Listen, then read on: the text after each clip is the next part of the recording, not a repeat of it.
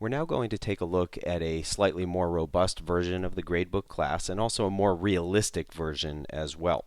And what I mean by that is typically when you create a new data type, within that data type you have both data members which store the state of a given object, the information that the object manages, and also member functions that operate on that data.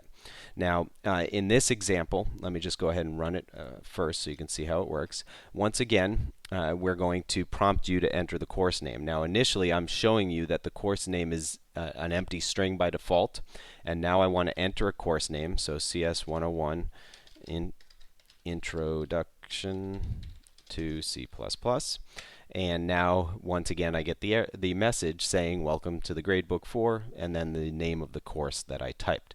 So the key difference in this example is that when we create the gradebook object initially, it doesn't yet have a course name, so I display an empty course name.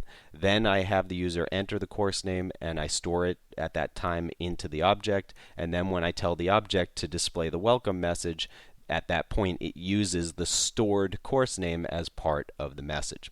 So let's take a look at how we used our gradebook class in main, and then we'll take a look at the enhanced gradebook definition. So just like before, we create a string called name of course to store what the user enters, and we create a gradebook object called myGradebook. Initially, at lines 49 and 50, we display the string initial course name is, and then we invoke the member function getCourseName, which we're going to introduce up above. And basically, this is what we call a getMember function. It gets the value of a piece of data, and in particular, it gets the value of the course name associated with this particular gradebook. Every single gradebook could be associated with a different course. So one of the things we're going to do is store in the gradebook object a string representing the course name. That way, if an instructor is teaching two different courses, let's say they're teaching the Introduction to C++ course and the Advanced C++ course, we could create two separate objects, one which contains the string representing the introductory course and one that contains the string representing the advanced course. And each object will maintain its own course name. And that is the purpose of a data member. Every instance of the class, every object of the class that you create has its own copy of the class's declared data members. So we're going to get the initial course name, which has not been set yet, which is why nothing appeared in the first line of the output to the right of initial course name is. Then we're going to prompt the user to enter the course name. We're going to read the course name from the standard input stream into the name of course variable, and we're then going to place that value, the name of the course, into the myGradebook object by calling its setCourseName member function. And a set member function is used to place information into an object. And by convention, we typically call set member functions set and then the name of the data member that they're setting. And when we use a get member function, we usually call it get and the name of the data member that's we're retrieving, although it is not required that there be such a data member behind the scenes. For example, you could have in a rectangle class a get area member function that's going to calculate the area of a rectangle based on the stored width and height. So it's not required that you have the names match up the way they will in this example, but it is commonly the case that they will. So myGradebook.setCourseName tells the myGradebook object to invoke its setCourseName member function. It receives as an argument the name of the course, which we will then place into the myGradebook object, and we'll show you how that's done in the class in a moment.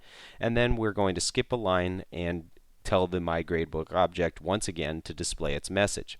Now in this case, notice that we're back to a display message member function that has no parameters. It requires no arguments. And the reason for that is once we store the data inside the myGradebook object, all of its member functions have access to that data directly, so we don't need to pass that data into the member functions anymore.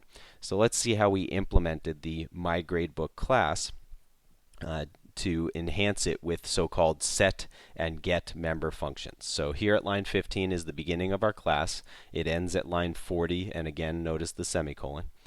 Within the public section of the class, we have now 3 member functions: set course name, get course name, and display message. And for the first time, we have a private section of our class in which we declare a variable, a data member called course name of type string. Now, when you're creating classes, typically, but not always, typically your member functions will be public, so that client code can use those member functions to interact with the object, and your data will be private. And there's several reasons why you want your data to be private. One of which is, by making the data private, it's known only to your member functions. You have complete control over that data and how clients are able to interact with that data.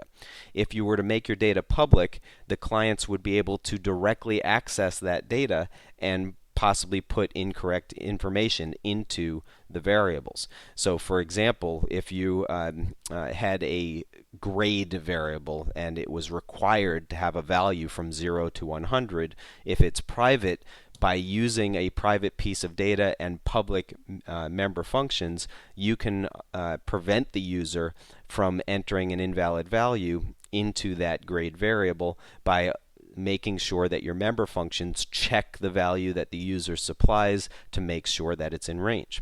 On the other hand, if it's public, anybody can interact with a public piece of data and can put whatever they want into it. So by declaring your data private, you're doing what we call hiding or encapsulating the data inside an object of the class and making it so that you, as the designer of the class, have complete control over how the client code that uses your class is able to interact with that data.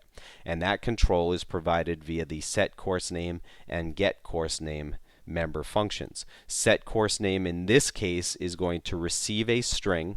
It's going to take that string and assign it to the course name data member, and it's then going to simply return control to the caller.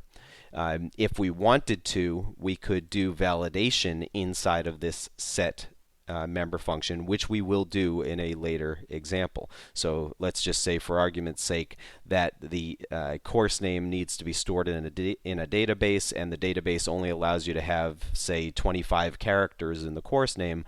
Well, if that were the case, we would check the length of the string name, and if it were too long, we might truncate the name or issue an error message at that point.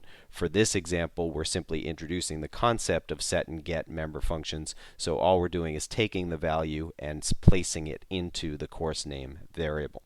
Our get member function receives no parameters and simply returns a string. The string that it's returning is a copy of the object's course name data member.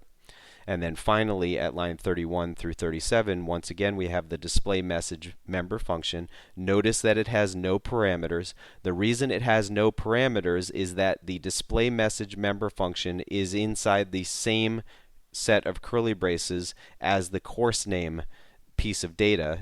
They're both part of the gradebook class, or what we call in the scope of the gradebook class, and everything within the scope of the gradebook class can see everything else within the scope of that class. So the display message member function can see the set course name member function, the get course name member function, and the course name variable. Similarly, set course name and get course name can see, if they needed to, display message and use it, but more importantly, they can both see the course name data member that is declared in the private section of the class, and they can see that even though the declaration appears after the definitions of those methods, or member functions. By the way, method is a commonly used term in other programming languages for what C++ programmers typically call member functions.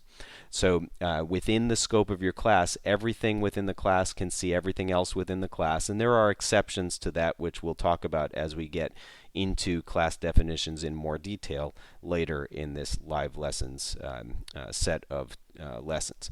So again, we have our set and our get member functions that allow us to provide access to the private course name. You might say, well, if you're going to give a set member function that simply assigns the value and a get member function that simply returns the value, why not just make that piece of data public? And I gave you some reasons why we didn't want to do that. In this case, we're just introducing the basic concepts of set and get. We will enhance that presentation as we move forward.